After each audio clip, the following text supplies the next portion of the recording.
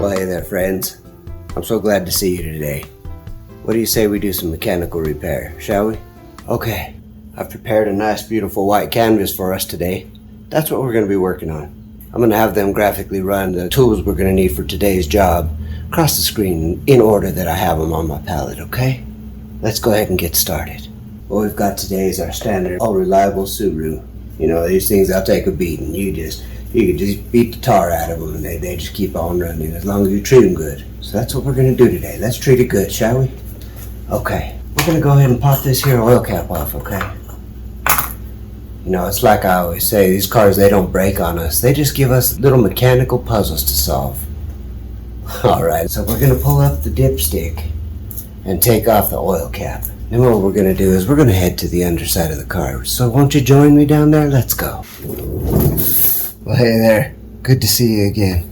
Welcome to the underside of the car. Okay, what we're going to do is we're going to go ahead and take this oil drain plug out. We're going to get the oil out of there. The old oil, it's no good. We don't need any of that oil. So what we've got to do is we're going to load it up with some new oil, some fresh, clean stuff. Give it a quick change. Keep that engine clean on the inside. So what we're looking at is we've got a standard old 7/8 socket here, 6-point on the 3/8 ratchet wrench. And it is extendable. That's a little fun to play with, don't you? You know, you just take out all your frustrations, collapsing and extending it. Okay, and what we're going to do is we're going to go ahead and stick it on here. If you got a 21 or a 22 will work too, but be careful with them 22s. It might strip out your corners there, your edges. If you got a 21, that'll work too, but a 7/8 will do just good for us right now. So what we're going to do is we're going to stick it on here, and we're just going to give it a little, the slightest little crack, just ever so gently. It's a little bit tight. There we go.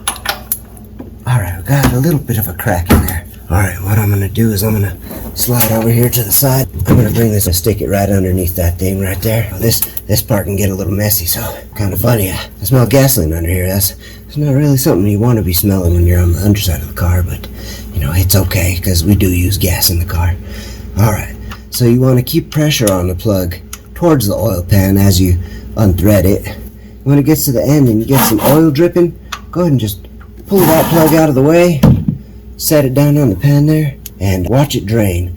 You're going to want to get yourself a towel now about this time, or a shop cloth, so you can get this oil cleaned up off your hands and off the floor, because I wasn't paying attention and I made a mess. You just want it to keep draining on into that pan right there, and once it's all done, then we'll come over here to this other side and we'll take that filter out. Like I said, I did make a little mess, but that's okay. We're just going to take some of this here, brake clean, spray it right onto that oil, and we're going to wipe it right on up. There we go, yeah. We'll get it off of the tainer too so it doesn't keep dripping onto the floor. Alright, that looks pretty good right there. I did a number on this one, friends. So I'm going to go ahead and clean the oil plug off. And generally what you want to do right now is get yourself a new crush washer. Now some people don't like to use new crush washers. I don't mind. I have them piled up in bulk over here on the shelf. So I'm just going to grab a new crush washer. Got me a new crush washer right there. See the round shape in that? So I'm going to put the flat part of the washer against the flat part of the drain plug. I'm just going to put that back on in there. Then I'm going to go ahead and reach for my ratchet there. And we're going to go ahead and we're going to tighten the devil out of it.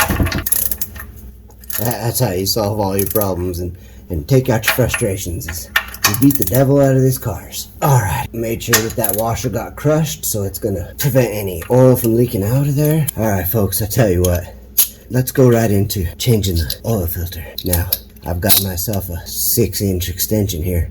I tell you what, that looks more like 8 inches, 10 inches if you ask me. But that might even be a foot if you ask my wife. Ha! I'm just kidding.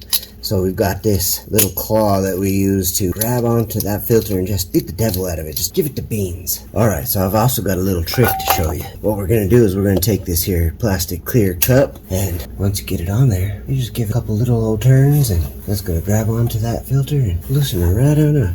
Just enough that you can bend and free spin it. Now, I got the cup, and it's sitting right over the oil filter right there. There it goes. Now that it's fallen right into the cup, I can bring it on down. We can put it oil catch pan right underneath it, and we'll just catch the rest of that oil. There we go.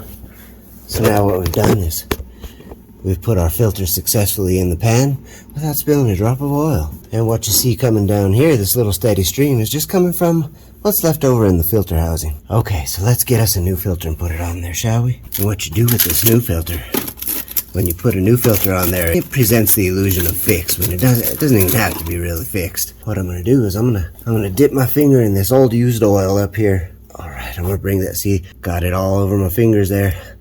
That's okay, we'll clean it on up later. And we're gonna just rub it right around the sealing ring of this here Fram filter.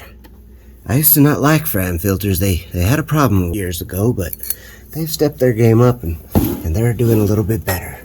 So what we're going to do now is we're going to just get this Fram up here into the housing, and we're going to spin it on the housing up there, and we're just going to keep it spinning until it's hand tight, and then you just give it a couple turns with your hand until you can't turn it no more, and there you go. That's where you leave her.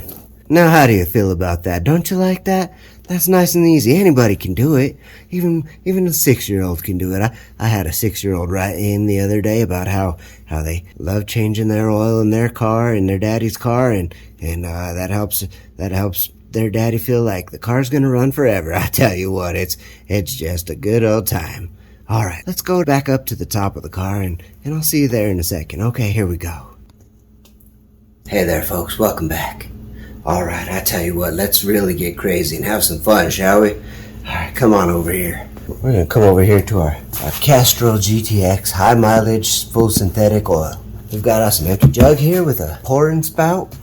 We're going to just fill this up with the exact amount that we need to put into that car engine over there, which is 4.9 quarts, basically 5, so we're going to fill the jug up. Alright, let's do that. Just turn the valve here.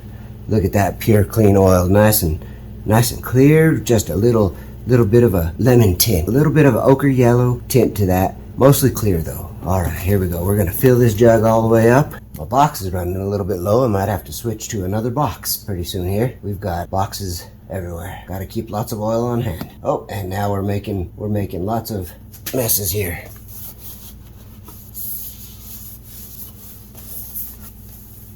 Those aren't messes, those are just shitty little accidents, aren't they? Okay, let's finish filling this up. You know, actually, I think we're just about there. Alright, there it is. Now I'm gonna wipe this so we don't have any more drips all over our nice clean floor.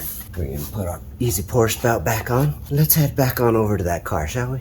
Welcome back to the car. We've got our oil with this nice pour spout, so we don't need a funnel. We could just turn this on its top end and crack the pour spout open and let it pour on out. So let's do that. We'll crack her open right now. Every once in a while, you're going to tilt the jug back on its end right there. Let it suck up some of that air. Now what you're doing right here is you're creating an environment where the car thinks it's fixed and everything runs perfect for the longest time. Good care and maintenance, these things will run forever on you. Well, I hope they aren't running on you. Just about done. Just about out of oil in the jug. Did you hear that? It let off a little toot. we like that. Little toot. That means the jug's empty. Okay. So we put in just the required amount of oil, but we're going to double check that by pulling out that dipstick and seeing where the oil level sits at. Oh, looks like I got a little dribble of oil down there. Little mistake. Well, I tell you what, we don't make mistakes. We just have happy little fuck-ups. For this next part, we're going to go ahead and check this oil level. So we pull out the dipstick and we wipe it off before we even look at it. Put it back on in. That way we can get an accurate in the moment reading. We're gonna bring it on out. Looks like it's overfilled a little bit. It's just above the mark. That's okay, because what we're gonna do is we're gonna turn the car on for a couple seconds. It's gonna put a bunch of oil into that filter, take it out of the system. That'll drop it down to an accurate level. Don't forget to put your oil cap on. If it don't want to go on, you just coax it into going on. Okay. Then what we're gonna do is head on into the car. I'll see you there. Well, howdy there again. Okay, so what we're gonna do right here is we're gonna go ahead and put the key in the ignition, and we're gonna turn the key. We're gonna turn the key, and if it's giving you a hard time, you just beat the devil out of the steering wheel. You just beat the devil out of it. I'll tell you what, that's the funnest part of the whole thing, is just beating the devil out of the steering wheel. Okay, we'll calm down, give it a little shake here, and there you go. Then you can turn the key, and we're gonna start the car. Okay, we'll let that car run for about 10 seconds or so, just to get that oil circulating through the system. And it kind of sounds like shit, but that's okay, because it's presenting the illusion of fixed and working. And remember, that's the goal, people. Alright, here we go. Let's turn it off right now. And we'll head on up front and we'll check that oil again. Okay, let's see what this oil level's done for us. Oh, it's just about perfect. It's just perfect. Look at that. It's right at that second hole in there. That means it's full. It's perfect. We're good on our oil level. We do want to do one more thing, folks. We want to climb back under there, and we want to make sure we're not dripping oil from anywhere, because if we are, we need to fix that. Alright, what do you know? It looks clean under here. There's no oil dripping from the drain pan. There's no oil dripping from the filter here, so I think we're pretty good. Alright, let's get back topside again, shall we? Okay, here we go. Thank y'all for joining me today on the Joy of Auto Repair. Join me next time where we work on a shitty GM. I might even bring in my son Steve, even though he's a little shit. Alright, we'll see you next time. Bye-bye, folks. Bye-bye. Bye-bye, folks. Bye-bye. Hey, program's over. Get out of here. Go on before I beat the devil out of you. Alright, we'll see you next time.